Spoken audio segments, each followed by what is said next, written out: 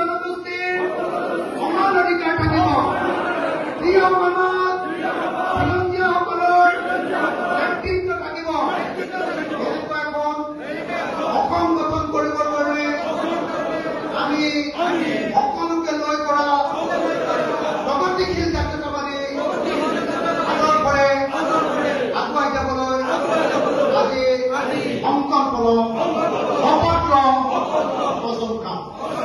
আজি আমি শপত খাইছো যে অসমত আমি ৰূপান্তৰ কৰিম, অসমৰ কাৰণে বিশেষ ৰাজ্যৰ অধিকাৰ কাঢ়ি আনিম, অসমৰ পৰা বৰ্ণবাদ নাইকিয়া কৰিম, সাম্প্ৰদায়িকতাবাদ নাইকিয়া কৰিম, বেছিবাদ নাইকিয়া কৰিম, সাম্প্ৰদায়িকতাবাদ নাইকিয়া কৰিম।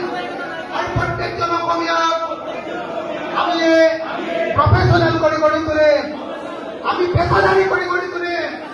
আমি প্ৰত্যেকজন অসমীয়াক সকলো সময়তে খেতি কৰাৰ ব্যৱস্থাৰ কাৰণে আগবঢ়াই লৈ যাওঁ। প্ৰত্যেকজন অসমীয়াই খেতিৰ প্ৰকৃত মূল্য পাব, খেতিৰ প্ৰকৃত মূল্য পাব।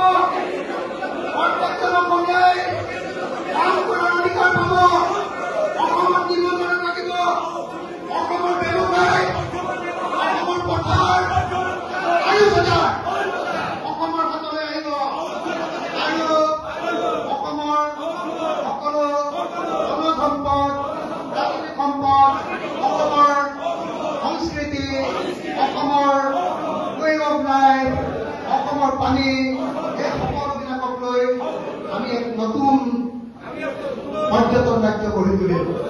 আমি এখন নতুন অসম গঢ়ি